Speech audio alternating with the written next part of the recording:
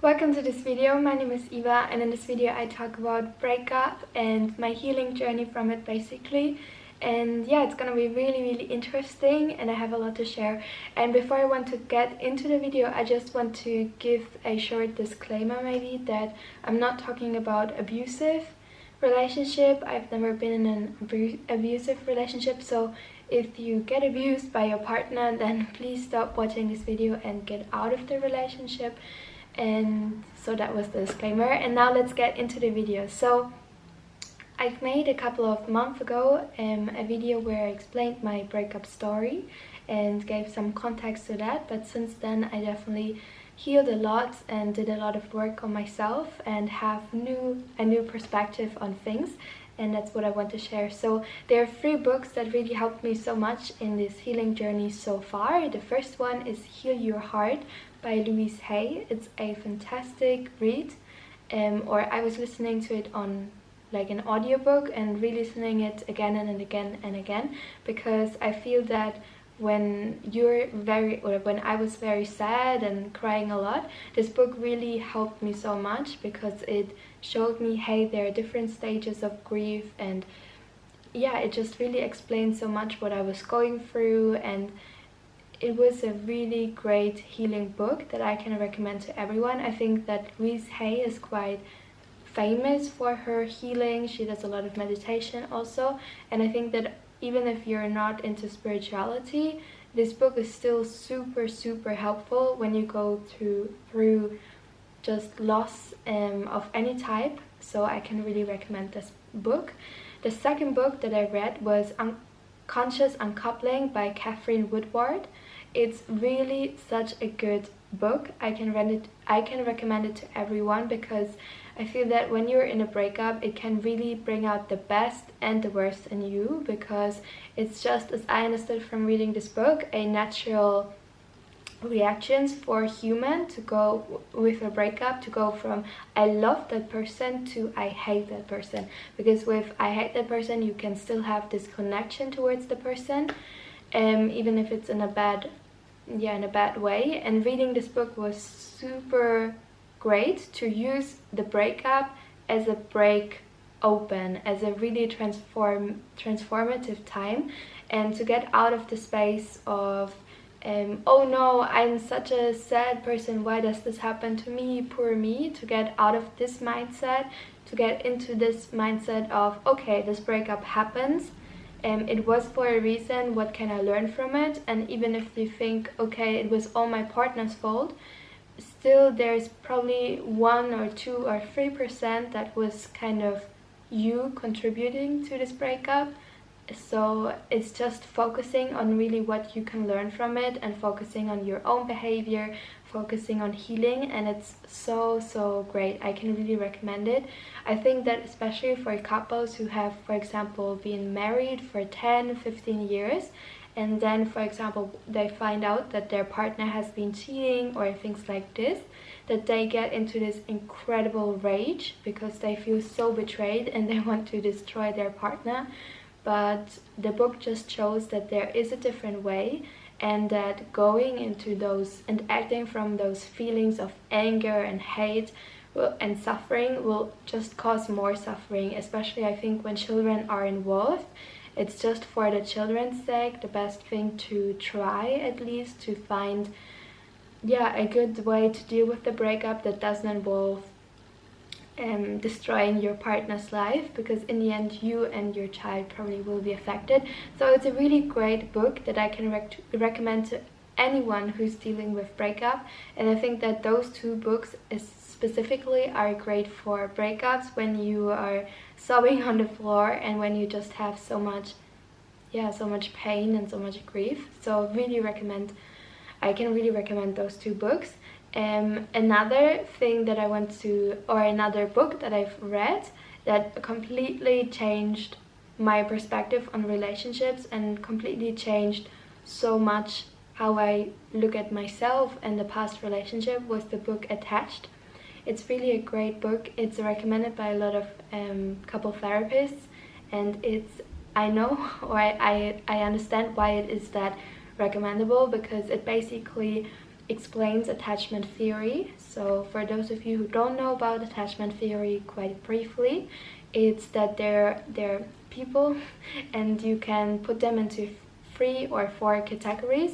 So first of all, into the secure attached category. The second one is fearful attached. The fearful avoidant attached. The third one is avoidant attached, and the fourth one is anxious attached.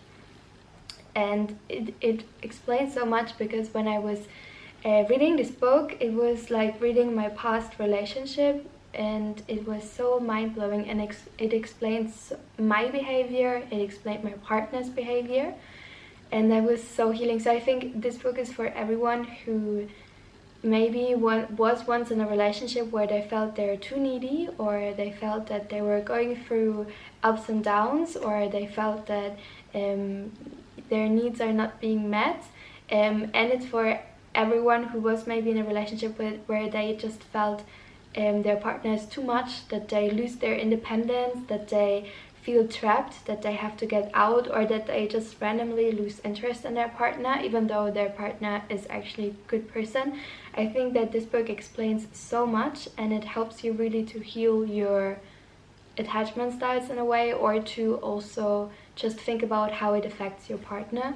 So really read this book if you ever struggled with anything like that, because it explains a lot, and yeah, it's just super nice. And I think that this helped me specifically for my breakup to really understand, okay, how I was not compatible with my past partner. And I think that I understood that when we broke up, but I felt subconsciously I probably still had this idea, okay, maybe in 10 years when we both matured more or whatever, that there would be another chance of getting back together. But this book just solidified that there's just an huge gap in our attachment style, and that this is just not gonna happen. So I think this book really helped me to completely kind of move on and let the past be the past.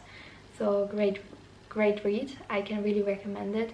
And yeah, that's what I've learned from reading those 3 books. I think that now I will get a lot more into couple therapy advice and really learning about how to have a healthy relationship, because I think that having a healthy relationship that is secure is such a big thing, and it influences you so much, because yeah, it's just a huge thing. So it's, I think, really worth to invest more time and learning into that.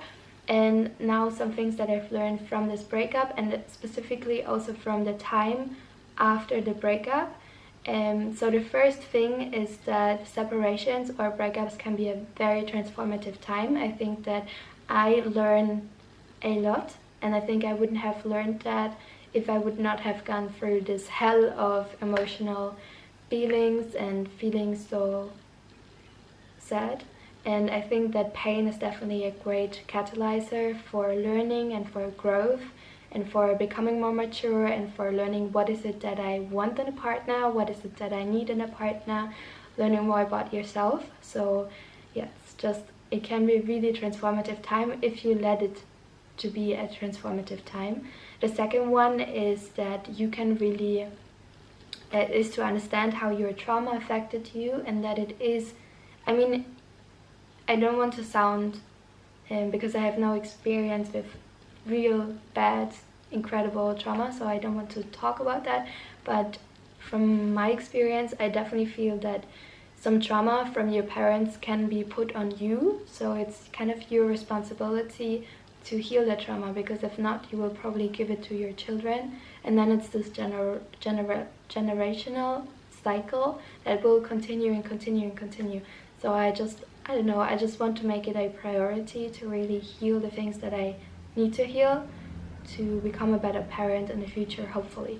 And another thing that I've learned, that the end of a relationship is not a failure. I think that I've mentioned this also in my first video about the breakup, that I felt like a complete failure and so much shame in ending or like having this breakup.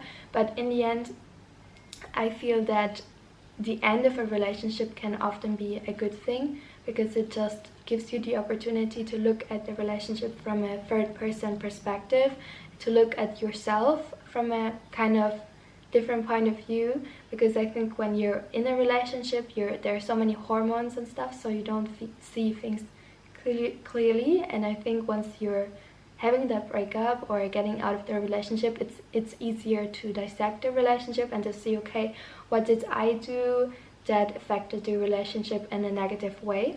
So I think that breakups or separations or divorces can actually be a good thing for both partners.